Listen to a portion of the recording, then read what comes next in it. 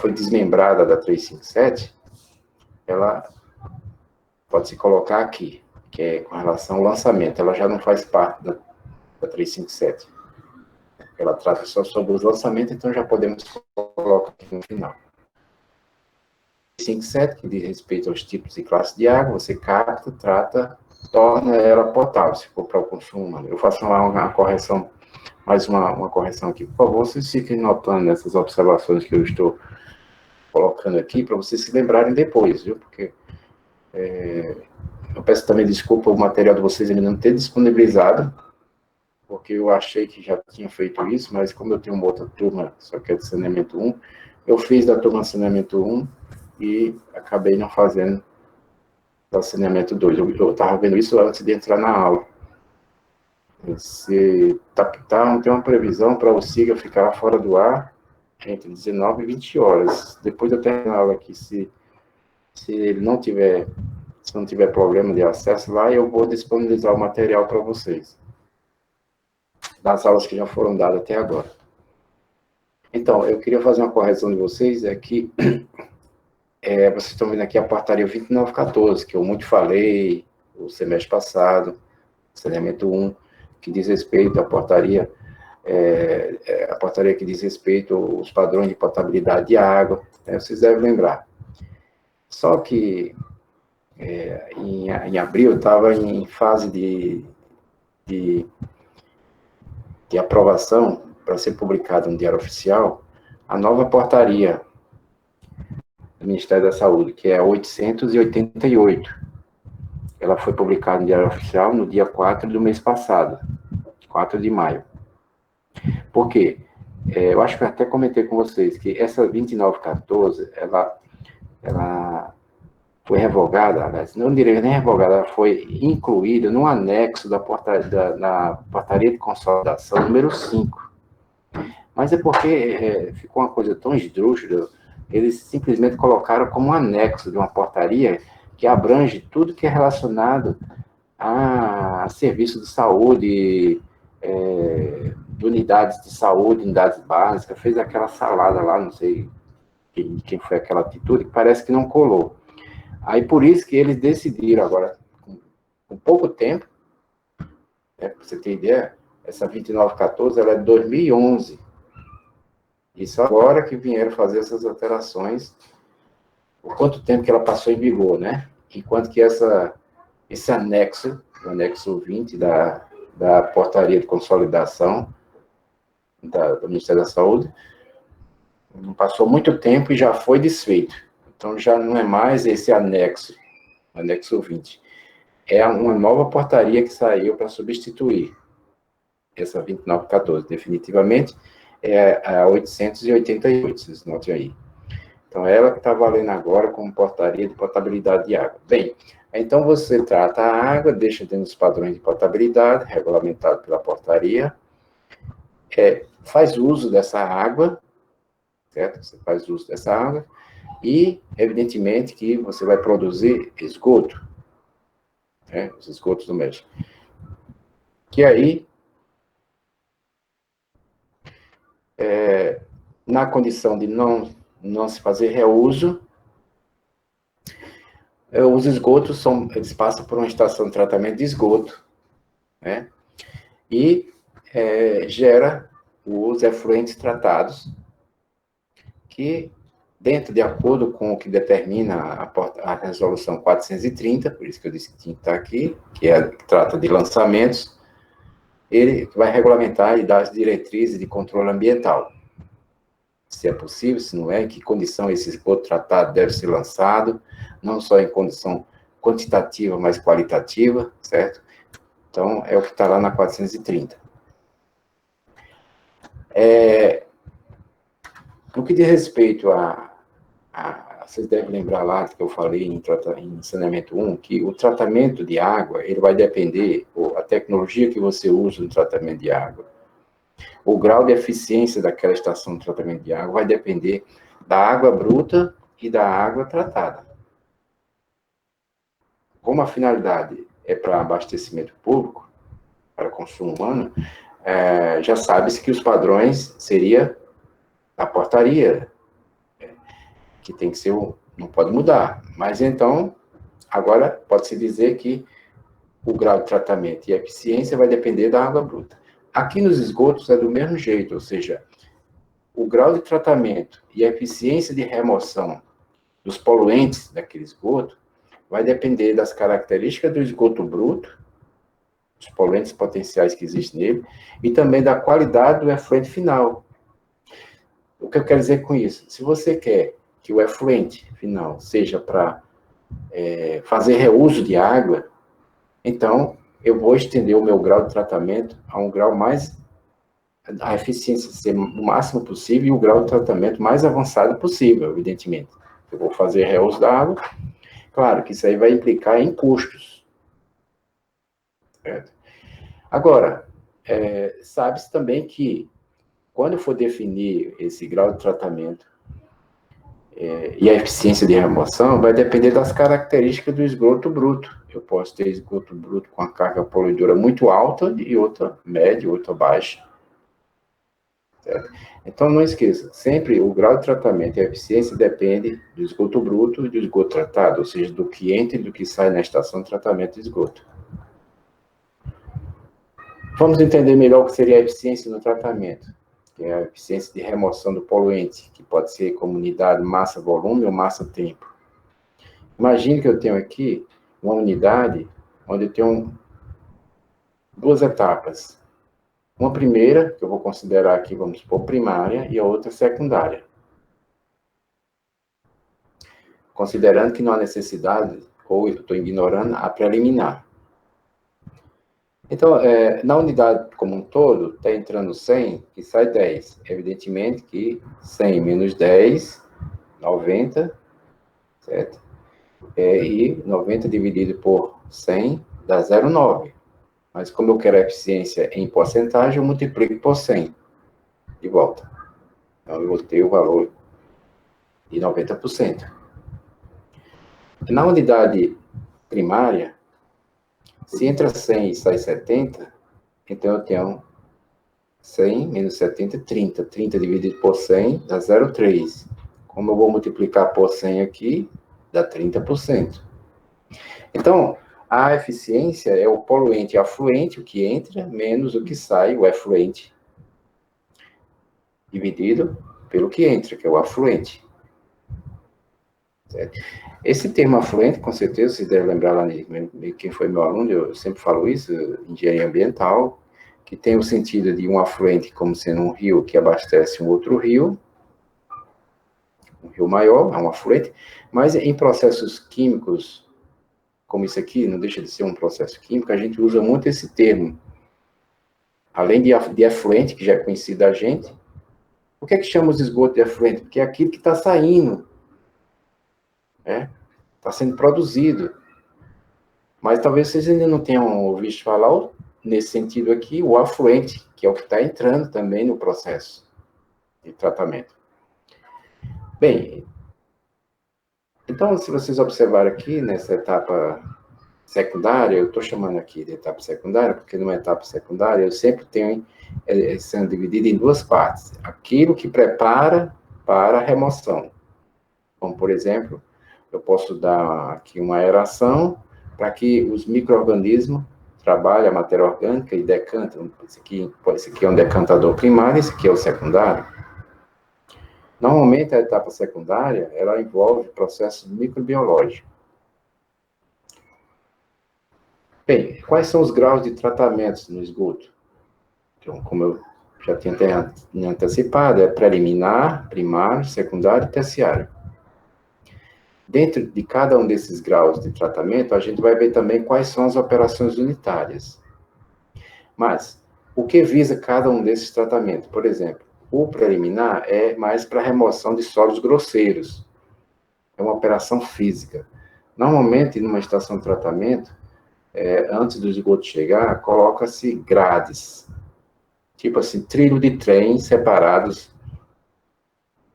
5 centímetros, 10 centímetros, depende da expectativa de corpos estranhos que pode chegar na estação, corpos maiores, né?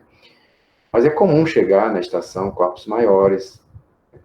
não só soltos leves como sacolas, mas também peças de automóvel que caem em galerias de alguma coisa, de placa de carro, então aquelas calotas, corpos estranhos, corpos de fetos, né, de abortos que acontecem e entram nos esgotos, né? Bem, então esses corpos estranhos, para ficarem retidos antes de entrar no processo de tratamento propriamente dito, lá mais adiante eu vou colocar umas fotos e vocês vão ver alguns dispositivos que são usados para remover esse sólido grosseiro, certo? Também eu posso tirar areia daqui com desarenador, né? O primário é para remover sólidos particulados. Por exemplo, num tratamento primário, eu já posso remover 50% de sólidos suspensos ou até 30% da DBO, que a demanda bioquímica de oxigênio já pode ser reduzida em 30%. Aqui trata-se de um processo físico-químico, certo? No processo primário. Para vocês terem uma ideia, a nossa estação de desculpa, nossa estação, a coleta de esgoto, o tratamento de esgoto individual, que se dá por fossa séptica, tanque séptico, né? Ele é um tipo primário. Mais adiante eu vou explicar. A etapa secundária, como eu falei, é um processo biológico, são processos biológicos. Então, ele visa mais a remoção da matéria orgânica, certo? Para vocês terem ideia, já aqui nessa etapa, há uma remoção de 60%, ou desculpe, 90% de sólidos suspensos e 90% de DBO. Então, se o esgoto chega até aqui, com essa remoção, ele pode ser lançado no corpo d'água sem problema nenhum, esperando que o resto da poluição que ainda tem vai sofrer autodepuração. Mas há casos onde é permitido lançar com tratamento primário. O terciário, que são processos biológicos, físico-químicos e químicos, pode envolver um ou mais desses processos, visa a remoção de nutrientes patogênicos, organismos persistentes, ou os orgânicos persistentes, e também sólidos dissolvidos. Aqui era sólidos em suspensão, aqueles que podem decantar. Esses dissolvidos não, eles estão na forma iônica, partículas na forma iônica já dissolvidos. Então requer tecnologias mais avançadas para remover esses aqui. Então, quais são as operações unitárias que eu posso usar dentro de cada uma dessas etapas do tratamento? Como eu disse, o preliminar, que visa uma retenção física, eu posso também usar da sedimentação, no caso, quando eu uso o desarenador, ou uma caixa de areia, como a gente chama. Eu quero que vocês prestem bem atenção, porque eu já fiz uma pergunta em relação a isso, e teve alunos que entenderam errado.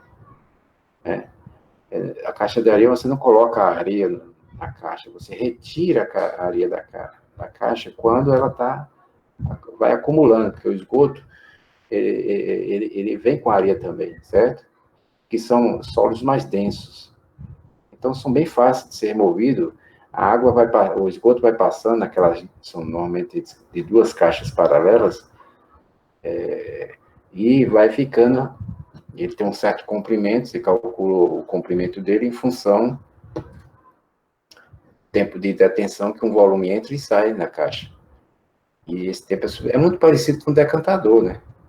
Como a gente viu lá. E os sólidos mais densos vão para o fundo, e o esgoto vai seguindo. Professor? Pode ser usado. Oi. Com licença.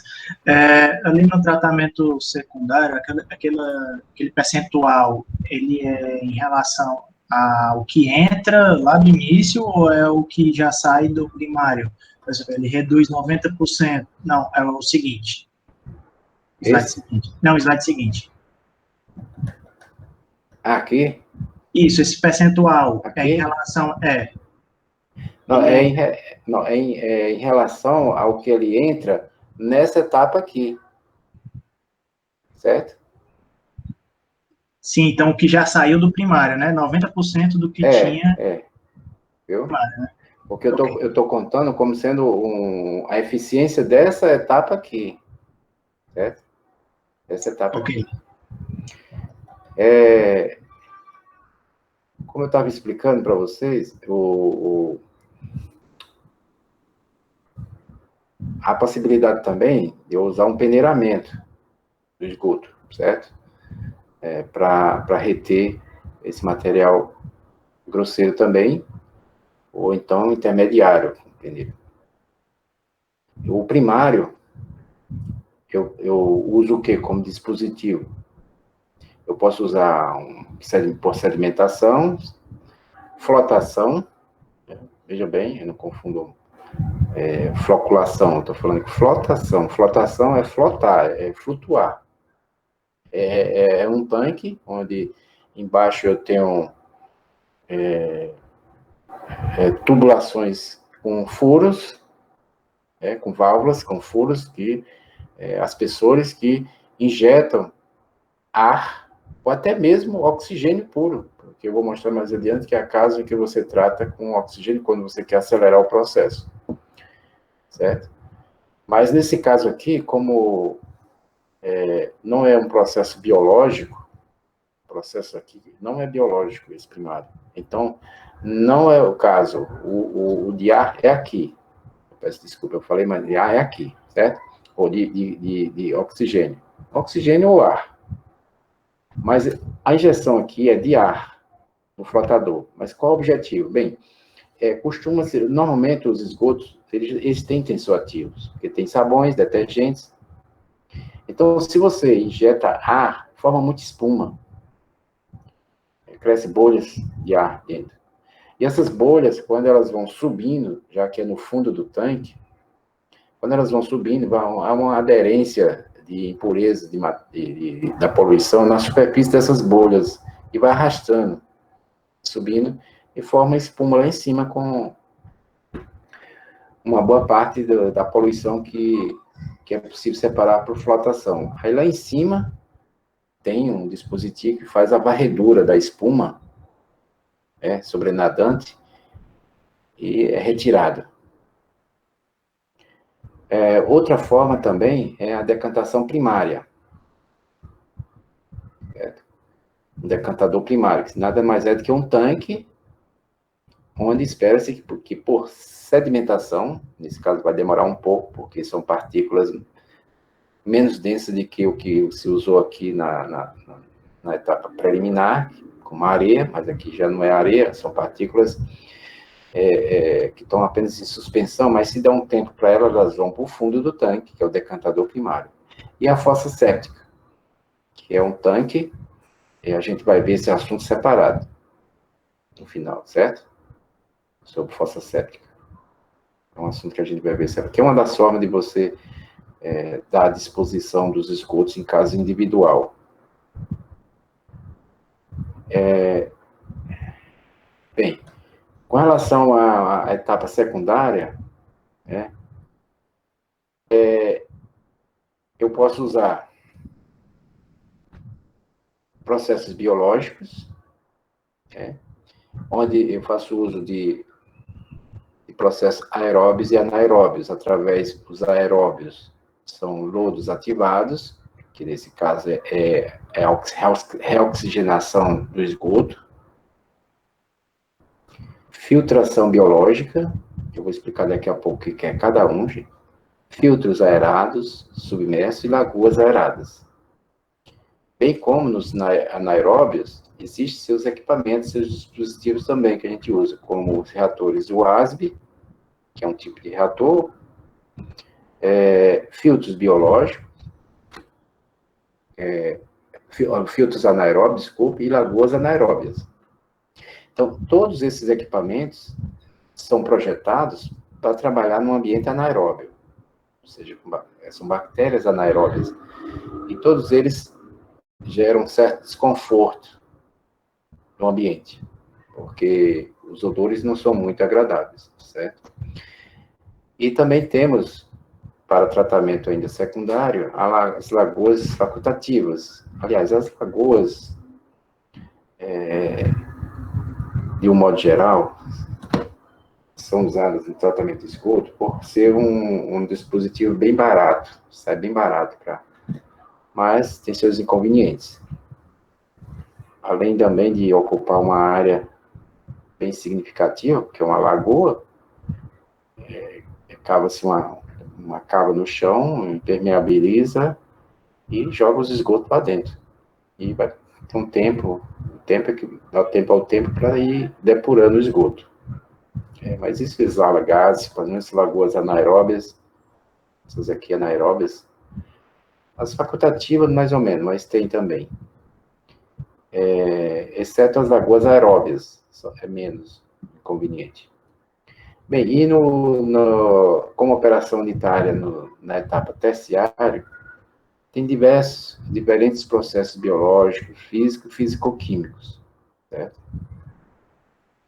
É bom lembrar que, como eu disse para vocês, os esgotos, eles têm 99,9% de água e 0,01% de sólidos. E é motivo de preocupação, é tanto que existe uma exigência maior por parte da legislação no que diz respeito à destinação final correta de todos os rejeitos, todos o que é gerado de resíduos numa estação, não só de tratamento de água, como também de tratamento de esgoto. Então, considerando que existem duas fases, líquida e sólida, cada uma tem a sua sequência de operações e também de tratamento. Como a gente viu aí, vai ver daqui a pouco em detalhes, as etapas da fase líquida, preliminar primária, secundária e terciária, e até mesmo, possivelmente, um tratamento avançado, quando você vai fazer o reuso do esgoto, como, por exemplo, para consumo humano. A água para consumo humano. Então, esse avançado inclui passar a água dos esgotos ainda em membranas de osmose reversa, ou ultrafiltração, ou nanofiltração. Independente de qual seja a etapa na fase líquida, sempre vai ter a fase sólida. A gente vê que na preliminar é a que tem a quantidade maior de sólidos, preliminar primário. Mas aqui, secundário, já vai diminuindo. Em terciário, a gente pode até pensar que nem existe, mas existe, muito pouco existe, como, por exemplo, no tratamento avançado, as membranas de osmose reversa, que é usada para tratar a água que vocês bebem aí, água engarrafada, adicionada de sais. Com o tempo de uso, aquela membrana vai criando incrustações de sais, e carbonatos, pequenas cinzazinhas, lodozinho acumulando, né? Depois de um certo uso. Não deixa de ser sólidos, que é retirado da água. Bem, o que eu quero dizer é que você tem que pegar todos esses sólidos que é retirado e passar ou dar um tratamento para ele com separações e transformações sucessivas, antes de dar uma destinação final para ele. Como destinação final do lodo, vocês vão encontrar lá na resolução 430, falando sobre isso, também o lançamento no corpo receptor, e com relação à fase sólida, e se tratando de esgoto doméstico, existe diversas aplicabilidades do sólido no solo, como condicionador de solo, passa por um processo parecido com o de compostagem e serve como adubo, certo?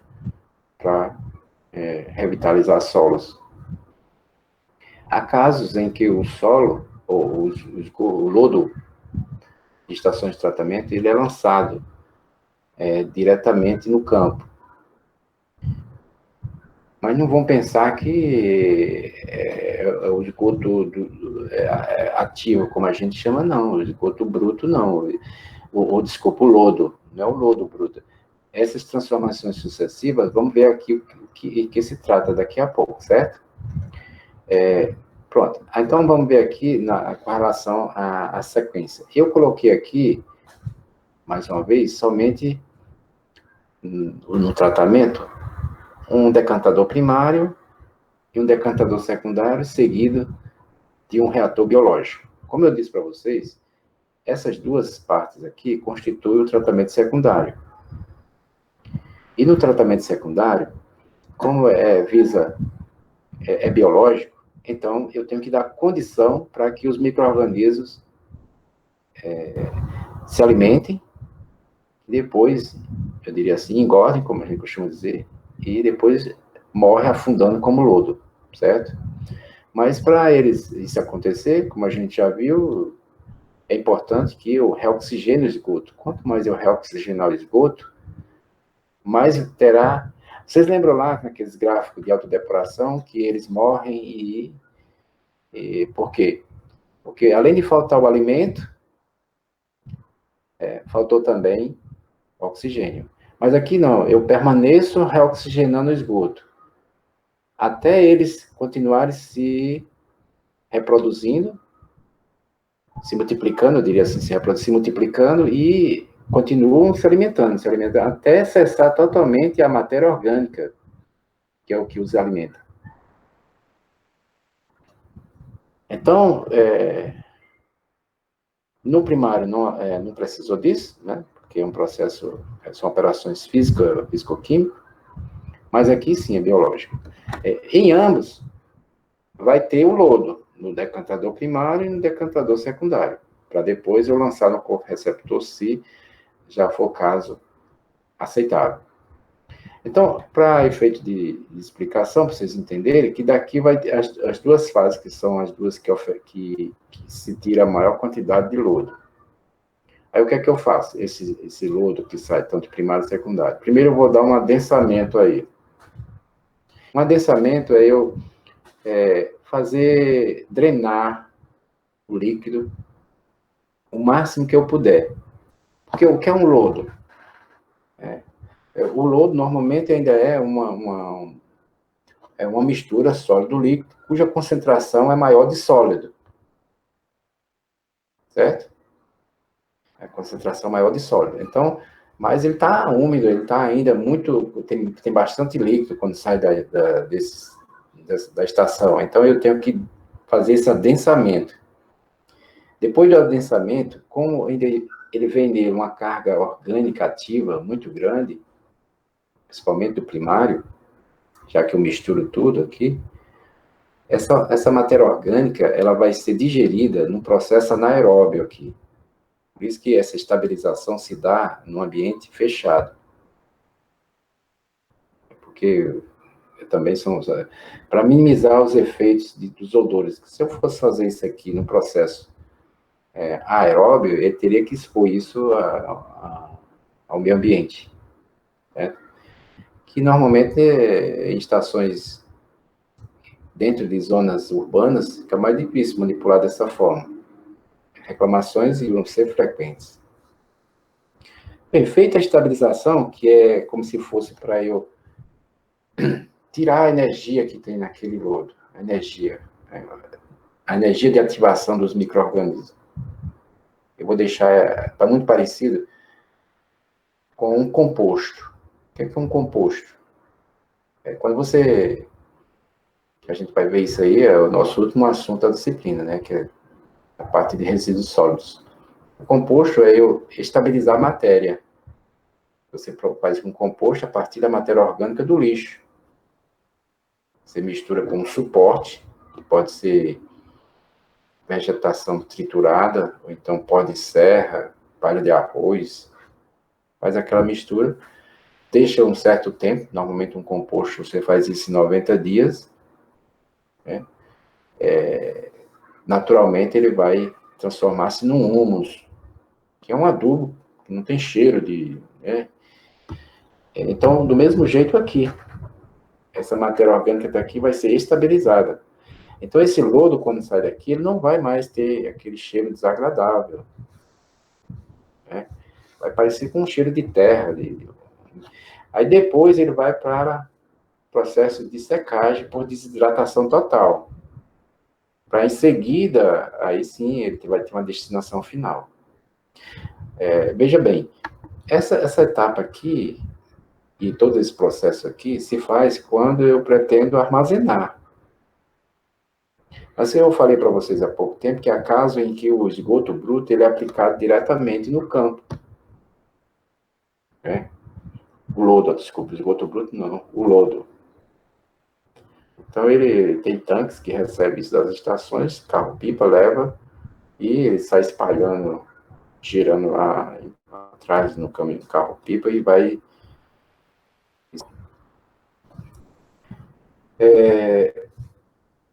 É claro também que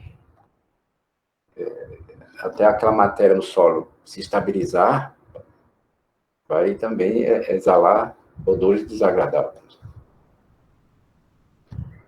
Normalmente, por exemplo, as usinas de cana-de-açúcar, na indústria açucareira, eles já fazem isso, mas é com esgoto industrial da própria, que é o que a gente chama de vinhaça. A vinhaça é um lodo, é um líquido escuro que acumula no fundo dos tanques no processo de evaporação. Depois que você coloca micro-organismo e fermento no caldo da cana, ele vai fermentar e transformar os açúcares em álcool. Depois você aquece aquilo ali para o álcool separar do líquido. E ele condensa no condensador, e você separa o álcool daquela mistura. E o que vai acumulando ali naquele vaso aquecido é o que eles chamam de vinhaça. É um líquido que tem um cheiro muito característico, desagradável.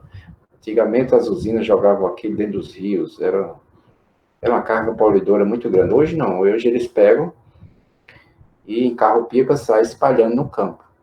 Por quê? Porque ele é muito rico em nutrientes, sais minerais, etc. Bem,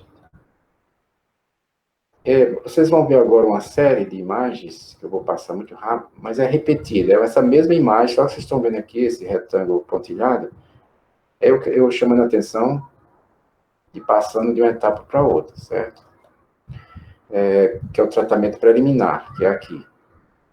Certo? Então, nesse tratamento preliminar, depois o tratamento primário, só para vocês lembrarem, o tratamento secundário, e aqui eu considero o tratamento terciário como sendo o corpo receptor, que é ele quem vai se encarregar de depurar o que ainda existe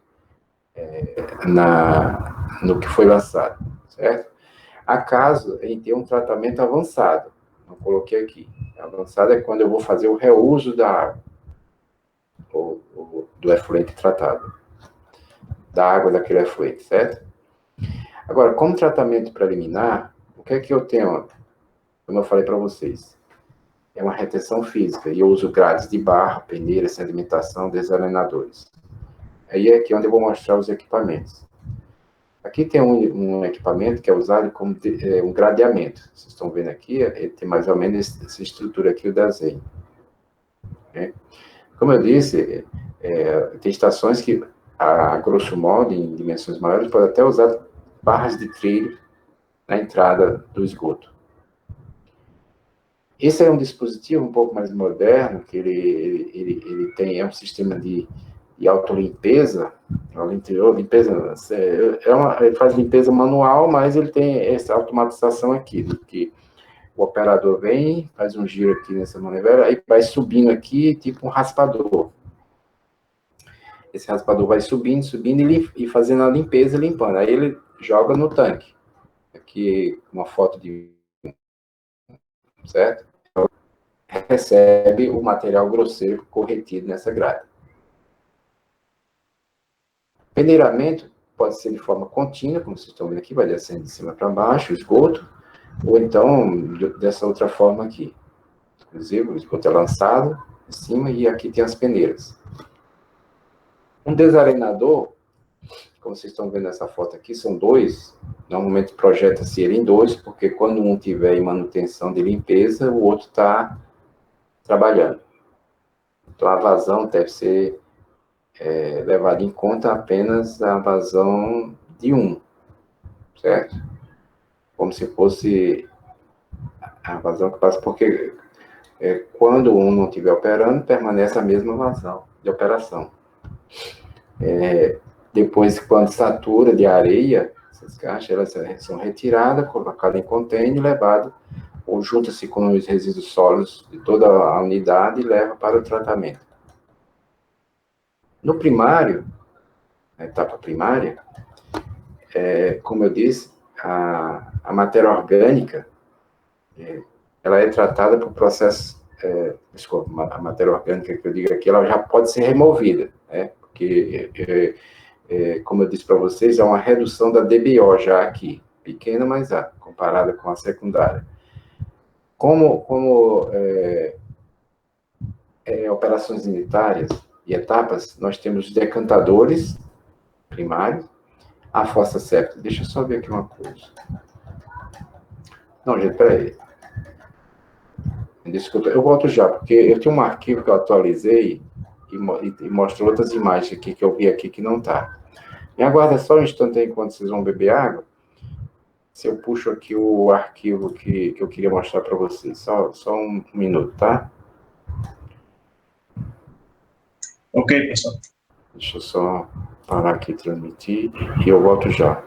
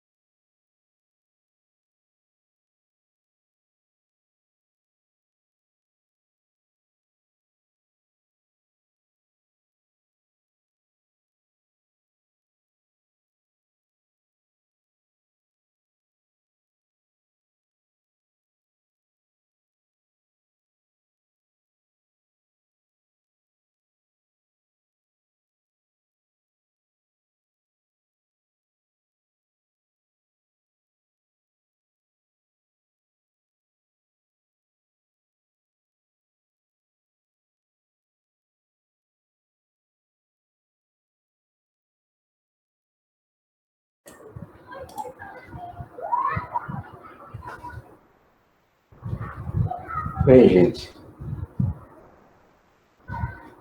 eu lamento, eu não sei onde eu botei esse arquivo, se está no Drive, não vou perder tempo, não. Eu vou mostrar esse mesmo que eu estou com ele aqui, é porque os desenhos que tem umas imagens aqui que não ficou legal, eu fiz alteração. Mas o que eu vou disponibilizar para vocês é o outro, certo? Vocês vão ver. Mas como é um assunto que eu ainda vou falar, deixa eu só compartilhar com vocês a tela de volta.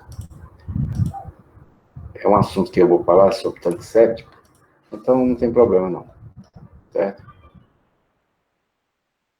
Sim, além dos decantadores primários, eu tenho a fossa séptica, o tanque séptico, também tem um tanque de Nhoff, que é muito parecido com a fossa, mas ele visa também captar os gases. Ambos são tratamentos anaeróbios, ou seja, eles são fechados, certo? E também tem flotadores, como eu já expliquei. Então, quais são esses dispositivos? Visto em imagens aqui que eu vou mostrar. Temos aqui um decantador primário, certo? Vocês lembram quando eu falei da ensaneamento 1? Existem dois tipos de decantadores, retangulares prismáticos e os circulares. Aí eu disse, ó, os circulares, eles são muito usados quando eu quero separar os sólidos da água, mas quando a concentração de sólidos é muito alta, como no caso nos esgotos, ou então na mineração, quando eu faço a separação polpa, minério e minério, né? Então, nos esgotos são usados circulares, certo? Que é aquele mesmo estilo que eu expliquei, o sistema de varredura, de autolimpeza que eles têm, né? Aqui tem algumas unidades de estações, como é que a calha que coleta o efluente tratado do esgoto, do mesmo jeito, tem aqui os vertedouros em formato de V, né, aqui na borda, e aqui essa calha onde o efluente previamente tratado por ele cai aqui, certo? Isso aqui que eu queria, que eu troquei essas imagens, não tá legal isso aqui, então, mas como é um assunto que eu vou voltar a falar com vocês vão ver imagens melhores lá Aqui é só explicar que a fossa séptica, gente, que é um tratamento individual. Todo mundo sabe o que é, né? É uma coisa que se usa e se usou durante muitos anos, quando a boa parte do Brasil, e apesar de ainda ter em muitas localidades, né, é um mal necessário você usar uma fossa séptica, né? Porque não é uma forma totalmente correta, porque o tratamento dela só se estende até um tratamento primário.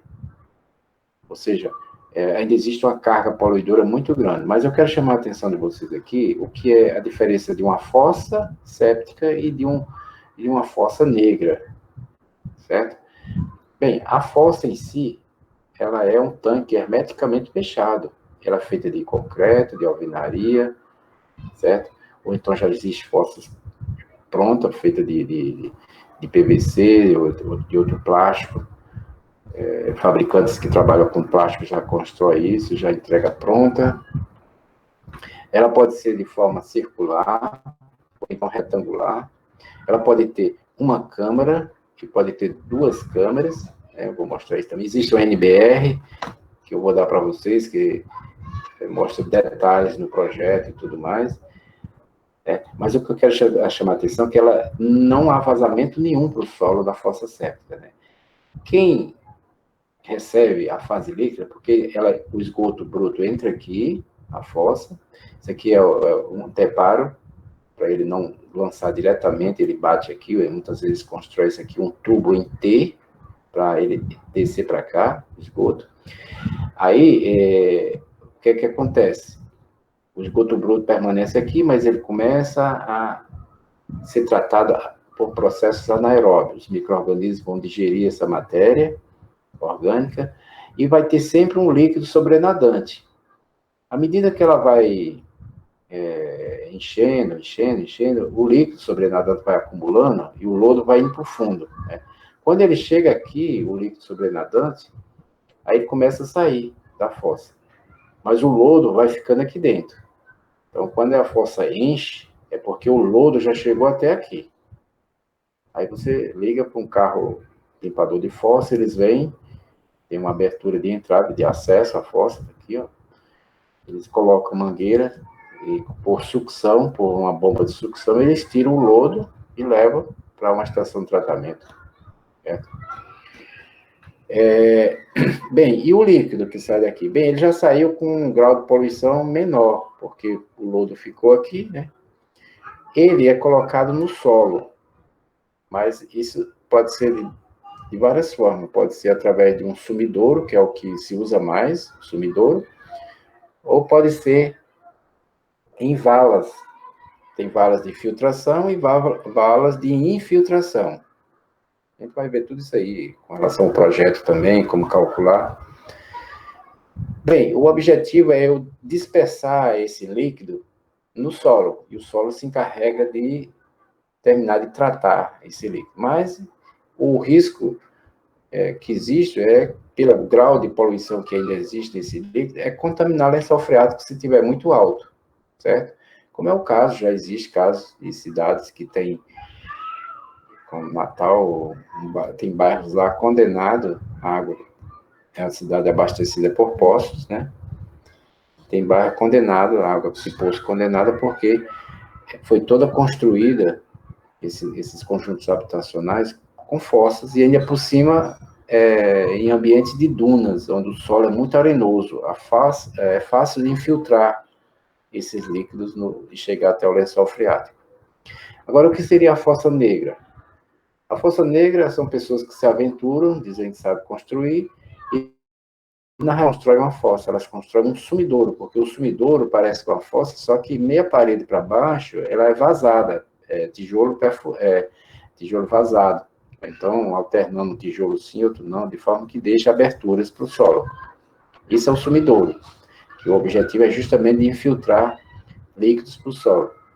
É tanto que no cálculo da fossa, a gente calcula o volume da fossa, para ela ter uma vida útil, sem precisar esgotar daqui a um ano, você projeta de acordo com o tempo que você quer. O sumidouro não, o projeto sumidouro você calcula a área de absorção de líquido. Aí tem gente que constrói um sumidouro e joga o esgoto aqui dentro. Pronto, não tem sumidouro, não tem tratamento da fase líquida. O líquido já vai se infiltrando.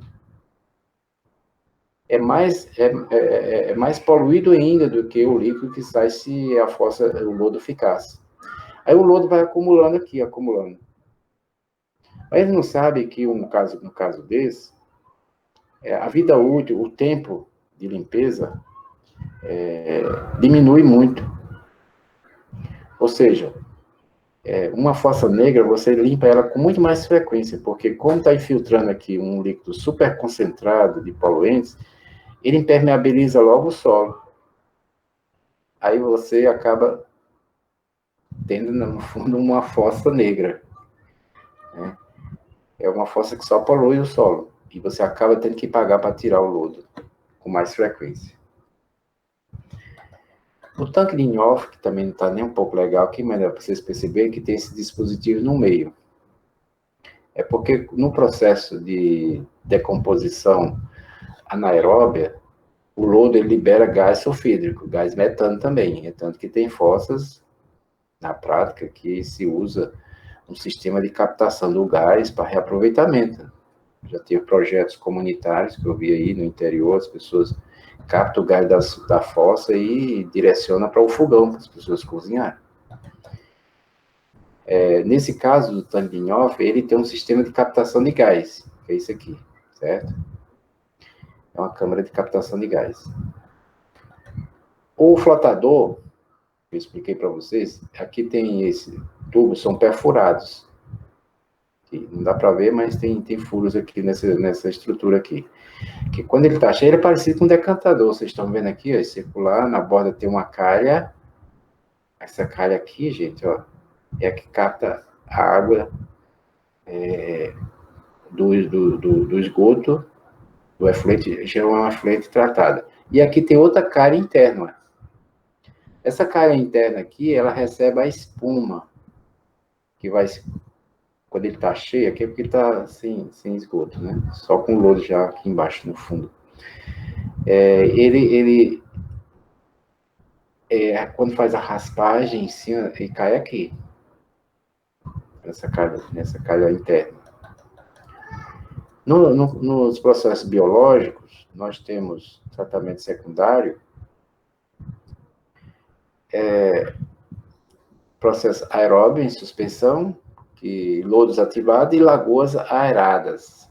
Então, o que seria? O lodo ativado nada mais é do que um tanque, onde eu tenho aeradores, turbina com eixo e motor, e fica constantemente agitando esse esgoto. O objetivo é reoxigenar esse esgoto. É aquilo que eu expliquei para vocês. Quanto mais eu reoxigeno o esgoto, mais os micro-organismos se multiplicam e mais eles consomem a matéria orgânica. E nisso, em seguida, esse esgoto ele é encaminhado para um decantador em repouso. Aí lá, os micro-organismos, depois que morre, acabam afundando como lodo. Outro lodo ativado, em alta rotação aqui, o esgoto. Aqui também, ó, outro ali. Ele também emite cheiros bem desagradáveis, viu? Apesar de ser aeróbio. Mas não tem como, esgoto fede de qualquer jeito. O lodo desativado, gente, que eu falei para vocês, onde há injeção de ar e até mesmo oxigênio, viu? Aqui, ó. Essas válvulas, como os aspersores, e aqui então tubulação perfurada, sai oxigênio ou gás e fica borbulhando assim, diferente daqui da agitação que vocês estão vendo aqui. O objetivo aqui também é enriquecer a água do esgoto em oxigênio, aumentar o oxigênio dissolvido. Bem, aqui temos umas configurações, também dimensões um pouco pequenas, mas vocês vão ver mais adiante, eu vou explicar como é que funciona a lagoa facultativa. Esse não facultativa diz respeito porque tem os dois processos, tanto aeróbio como anaeróbio, né? E tem algumas ilustrações muito usadas nos livros. Às vezes cai uma questão em concurso, então não é nada. E para vocês saberem que quando tem o sol, o símbolo do sol, diz que essa lagoa ela é facultativa, certo? Quando tem esse símbolozinho aqui é de agitação, é uma lagoa aeróbia, certo? Ou aerada. Quando não tem, é uma lagoa anaeróbia. Quando não tem. Isso aqui são dispositivos precedentes da condição para o tratamento, né? E também tem lagoa de sedimentação, que ela não é facultativa, não tem aeração, a aeração foi feita antes, só joga aqui como se fosse um decantador, certo? Aqui tem algumas ilustrações, fotos mostrando lagoas, né? São bem extensas essas lagoas, elas têm a profundidade que varia de 3 a 5 metros de profundidade, o comprimento dela é calculado em função do tempo de detenção de um volume que entra e leva para sair lá no final, né? Claro, lá no final o esgoto vai estar saindo tratado. As lagoas aeradas têm aeradores parecidos com aqueles de lodo ativado, certo? Isso acelera o processo de tratamento, aeração. Já no tratamento, sim, ainda no tratamento secundário, né? Aeróbios, filtros biológicos aeróbios e também rotores de contato. Esses visam o objetivo, a configuração como eles são construídos, também dá mais uma condição aos micro-organismos, favorecer ao seu trabalho. Como? Aumentando a superfície de contato deles com o esgoto. Como é que eu posso fazer isso? Olha, esse rotor biológico de contato, ele fica assim, olha, ele fica girando, não é agitação, não é giro muito forte. O objetivo é girar e o esgoto expõe ao ar durante esse giro que ele dá aqui por fora e depois volta repetir esse processo, né? Aqui tem telas parecidas com isso aqui, uma tela material poroso. Né? Dessa forma, eu estou aumentando a superfície de contato do esgoto com o ar. O filtro biológico aeróbio também, é só questão de expor, que vai girando, certo? E eu vou aumentando o contato do lodo, do esgoto com o ar, né? E um filtro, o contato do esgoto com superfícies que favorecem aos micro-organismos a se multiplicarem e tudo mais. Um exemplo é do filtro biológico aeróbio. Esse filtro biológico aeróbio, normalmente, para efeito de custos, há casos em que eles fazem um recheio dele com material hoje, como existe muitos, de material reciclado, como garrafas PET, cortadas em vários pedaços, né? O objetivo é que, quando o esgoto passa por esse material, ele vai encontrar várias superfícies, certo? E isso vai criar um biofilme. O que é um biofilme? É um aspecto gelatinoso. Acho que, não sei se vocês já chegaram a ver isso em algum canto, onde fica vertendo esgoto na rua, no meio fio, e parece que começa a formar tipo um lodozinho gelatinoso. Aquilo é um biofilme que se forma. Né? São colônias de bactérias, né, que se formam ali. E à medida que o esgoto vai passando, é como se elas ficassem, eu estou aqui, mas eu estou me alimentando, ele vai passando e elas vão se multiplicando ali, certo? Então, esse recheio de material, ele faz aumentar a superfície de contato do esgoto na presença dos micro-organismos. O tratamento secundário, também por filtros biológicos aeróbicos suspensos, né? E também os reatores, que justamente visa a biomassa, fazer um processo anaeróbio, né, em suspensão. Esses reatores, eles têm nomes específicos, são patenteados, né? Patenteados, não direi nem mais, já a patente já não existe mais, porque todo mundo usa esse reator, até faz modificações, mas no início era como o ASB, né? Filtro biológico anaeróbio, são filtros anaeróbios, né? Só que, nesse caso, diferente dos filtros aeróbios, como vocês viram aqui, né? A presença do oxigênio é importante, já aqui como é para tratamento anaeróbio, então são filtros anaeróbios, né? Também temos as lagoas de estabilização facultativa, né? Vou explicar como é que funciona essa lagoa facultativa, né, que eu mostrei lá adiante. A lagoa, ela sempre tem essa configuração, vocês estão vendo aqui, parece um trapézio, o perfil dela é um trapézio invertido. A lagoa facultativa, ela recebe esse nome porque tem essa zona anaeróbia embaixo e tem a zona aeróbia em cima, e intermediária seria uma zona facultativa. Bem, vamos começar por essa zona aeróbia. O esgoto bruto entra aqui, né, além de ele vir rico em matéria orgânica, tanto que vai ter a DBO, né, a DBO, a tendência dela, o objetivo aqui nesse tratamento é ela ser reduzida, evidentemente, né? Eu vou tirar parte da matéria orgânica. Esse esgoto também ele vem rico em nitrogênio e fósforo, certo? Que eles têm um papel importante no ciclo das algas, né? No processo de respiração e fotossíntese. Por quê? Como essa zona aqui ela está próxima à superfície, e a lagoa ela tem uma extensão bem significativa. Então, em períodos de ventos fortes, forma até pequenas ondulações na superfície dela, já que tem um espelho d'água. E isso acelera o processo de reoxigenação natural, com a troca gasosa por difusão molecular. Bem como, é claro, com o próprio gás carbônico do ar. Mas de onde é que vem o gás carbônico que sai? Bem, se vocês observarem aqui no processo de respiração fotossíntese, as bactérias, né?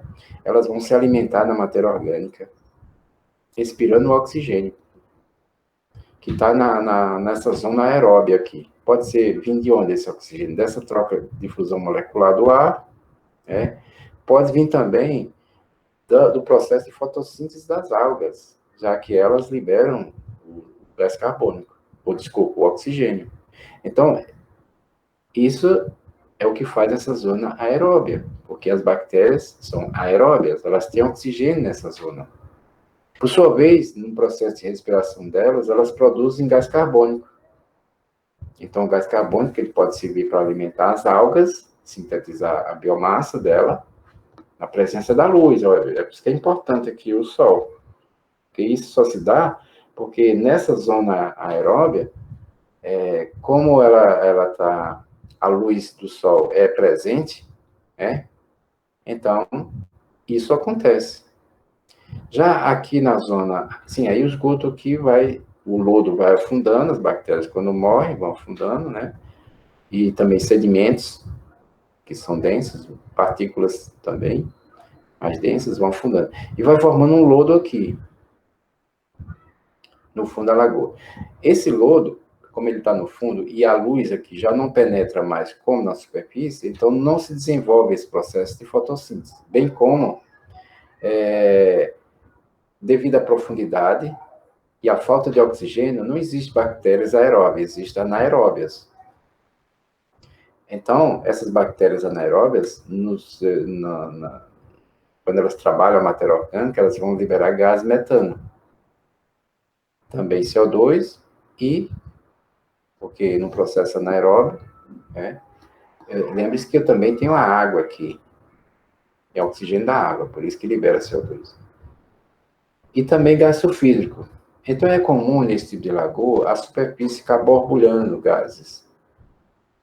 Certo? Também. São os gases que se formam no fundo do lodo.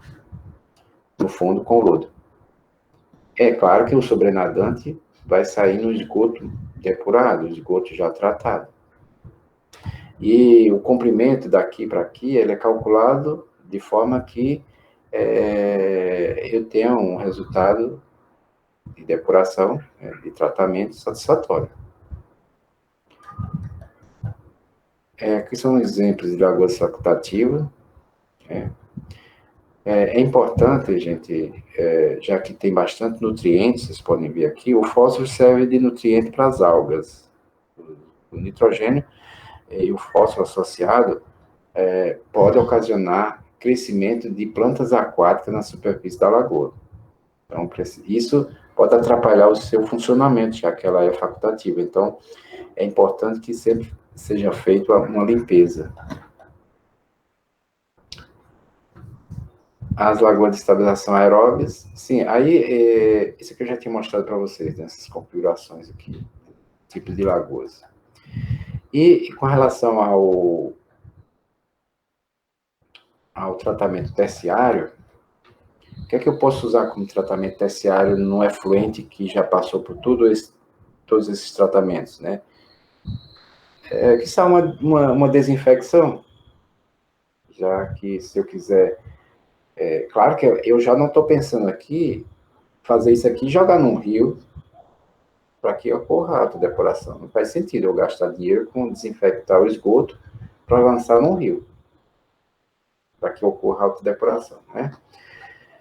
Já que mesmo chegando ao secundário, e se ainda tem micro-organismos, eles têm um papel importante dentro do rio na autodepuração.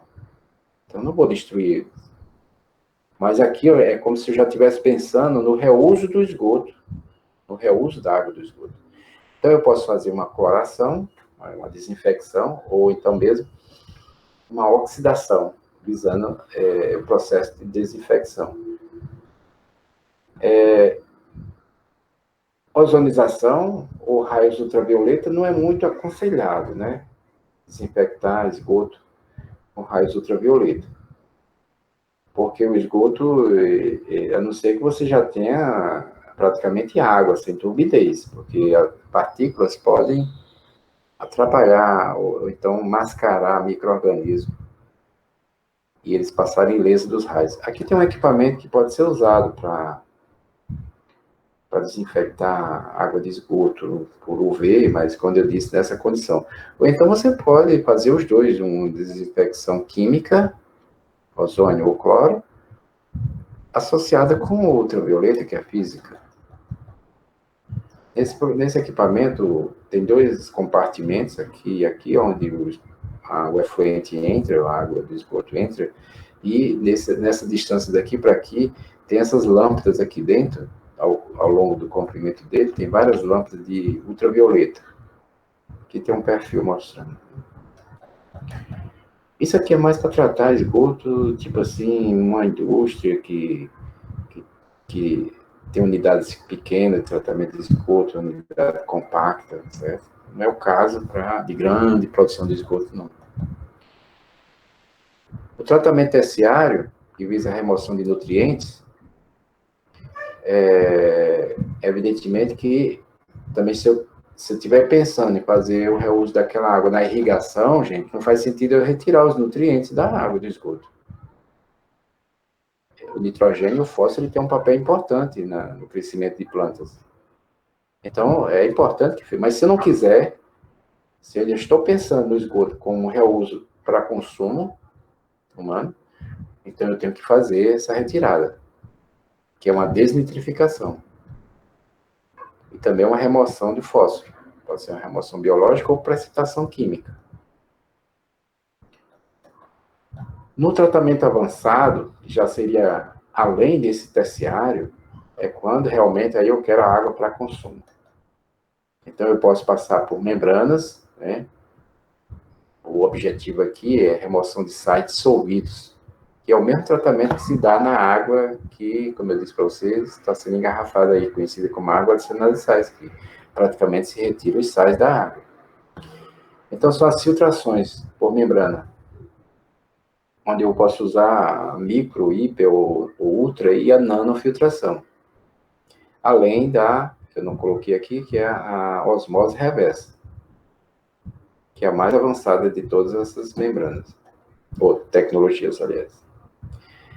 Há também a possibilidade de adsorção por carvão ativado, quando eu quero tirar substância que causa odor e sabor na água, carvão ativado por adsorção.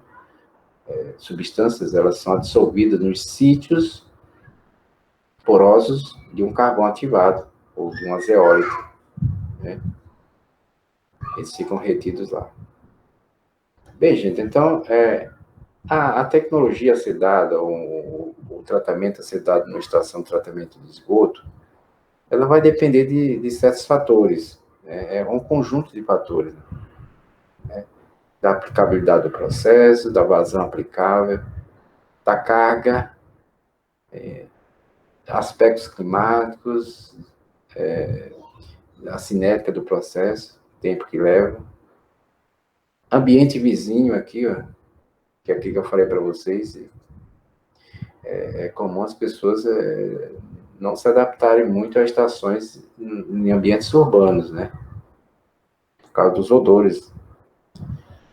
Produtos químicos, a área adquirida, operação de manutenção, pessoal, unidades auxiliares, confiabilidade, compatibilidade, energia requerida, geração, tratamento e destinação final do lodo e custos. Então, tudo são fatores que devem ser levados em conta na tecnologia a ser aplicada, bem como nas operações a serem dadas na estação de tratamento de esgoto. Com relação à fase sólida, vamos ver aqui para finalizar.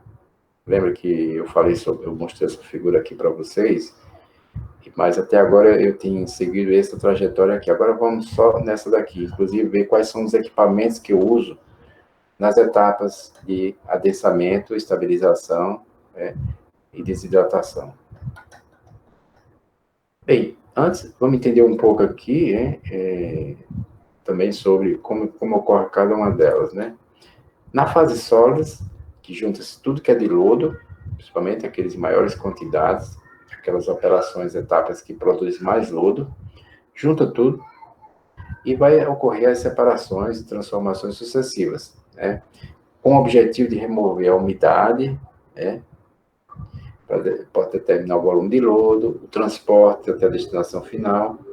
No processo de estabilização, lembre-se, ter estado de putrefação, por isso que é uma situação bem desagradável, e é comum fazer isso em ambientes anaeróbios mesmo, fechados, que vai gerar odores, e também, se fosse em ambientes abertos, há uma grande possibilidade de proliferação de insetos que poderiam serem vetores de transmissão de doença. Então, tem que evitar isso. Vamos entender um pouco como se dá esse processo de adensamento. Como eu disse para vocês, a remoção de umidade, eu faço por uma drenagem, escoamento do líquido no lodo, acumulando no fundo do recipiente, e eu dreno aquilo ali. Então, por evaporação, é uma forma de aumentar a concentração de sólidos. Evidentemente, se eu tiro a água sem mexer com a quantidade de sólido, a única forma de eu aumentar a concentração de sólido é removendo a umidade. Uma das formas de você quantificar isso é um cálculo simples, onde eu levo em conta a massa de sólidos em quilograma. Para eu calcular o volume de lodo, eu tendo a massa, eu vou precisar do teor de sólidos. E também do peso específico, não só do lodo, mas também da água. Aqui, eu estou colocado aqui alguns dados. O peso específico da água é conhecido, mas do lodo, baseado em alguns dados empíricos, ele é um pouco maior do que o da água. Enquanto que a água tem densidade de 1, por exemplo, o lodo é 1,01 a 1,02, um pouco mais denso, né? Então, eu posso usar essa fórmulazinha para calcular o volume de lodo. Aqui tem uma ilustração que você levando em consideração num dispositivo como um decantador primário, com a remoção de sólido de suspensão de 70%. Eu tenho aqui o que entra e o que sai. Faz-se um balanço de massa e também de acordo com as condições que são dadas daquele lodo. Eu vou ver se é possível explicar isso aqui para vocês posteriormente na forma de um exercício. Eu já coloquei aqui ele completo, mas eu prefiro explicar isso aqui na próxima aula que eu vou fazer. Vai ser uma aula que eu vou passar uma atividade para vocês, vocês vão ver um vídeo sobre um sistema de esgotamento sanitário. E também eu vou aproveitar o tempo e fazer com vocês uns exercícios envolvendo essa parte de cálculo, se familiarizar com alguns parâmetros de cálculo, como carga de poluidora, vazão, volume de lodo, e dentre eles vai estar um exemplo que eu vou fazer, certo? Então, isso aqui foi só para mostrar como eu usei essa fórmula aqui, para calcular aqui não o volume, né? Aqui a vazão de lodo, porque esse exemplo dessa forma que eu coloquei é para um cálculo em batelada, um cálculo onde eu tenho um recipiente e não é um processo contínuo, que entra e sai, e varia com o tempo. Aqui vocês veem que está variando com o tempo, então é o volume, como eu calculei aqui, volume, só que por dia, então é uma vazão. Então, para isso eu teria que ter a massa por dia que eu disponho de lodo, né? Bem, o único cálculo que eu incluí aqui foi o teor de sólidos, 3%, e também a quantidade de lodo em peso. Achando esses dados aqui, a partir de balanço desses aí eu calculo o volume de lodo produzido. Então, isso aqui eu já tinha falado, esse também. Então, as etapas, como eu já falei, adensamento, estabilização, desidratação e destinação final. Não vou comentar sobre isso aqui, é só para mostrar para vocês mais ou menos o que é que eu uso em cada uma dessas etapas. Por exemplo, O adensamento, eu posso, um adensador por gravidade, uma flotação, certo? Mas isso aqui, se o lodo, ou a fase sólida tiver um pouca umidade, eu não vou poder fazer flotação. Eu posso também fazer centrifugação, né, e espessamento, e centrífugas bem robustas para fazer isso. Por centrifugação, eu consigo jogar a água para o fundo de uma, no caso, centrífugas como essa daqui, ó. Deixa eu chegar lá, eu volto a explicar. Fica mais fácil você entender quando você vê uma imagem do equipamento, certo? A estabilização eu posso fazer por digestão anaeróbia, digestão aeróbia, e também estabilização alcalina, que tentando aumentar o pH. Dessa forma, um dos meios de eu induzir a multiplicação de micro-organismos, já que a maioria das bactérias, pelo menos, gosta do pH básico. Isso é a prova de quando você passa muito tempo com presunto na geladeira, ele começa a aparecer aquela baba liguenta, aquilo ali são micro-organismos no meio básico. Compostos, compostagem, como eu falei para vocês, é possível na estabilização, é um processo muito parecido com a compostagem, então eu posso aplicar como fosse técnica de compostagem. E na desidratação pode ser leite de secagem, que é um dos dispositivos muito usados por ser também muito barato, simplesmente eu dispor de uma área para construir uma quadra cimentada, onde eu espalho o lodo, né, isso já depois de passar pela estabilização, viu, gente? Eu espalho aquele lodo ali e ele vai desidratar naturalmente com o calor e o vento, né? Lagoas de secagem, filtros prensa, que é usado mais em pequenas unidades, né? Prensas desaguadoras também, esses equipamentos, por exemplo, prensa, filtro, prensa, desaguadora, centrífuga, desidratação térmica, isso aqui é muito usado em unidades pequenas, então em indústrias que tratam seus esgotos, não tem muita área para usar certos equipamentos, certos outros dispositivos, como leitos de secagem. Bem, eu coloquei aqui nessa figura, e ao lado, eu coloquei alguns dados, para vocês terem ideia de como, em cada uma das etapas, né, é a remoção de DBO, de sólidos suspensos totais, também de sólidos suspensos, né? Só para vocês terem ideia comparativo de dados. Como ilustração, fotos, para vocês terem ideia, aqui é um adensador por gravidade, então o lodo é colocado aqui dentro e, mais uma vez, o processo de sedimentação, ele vai cada vez mais adensando e depois a água é retirada como sobrenadante.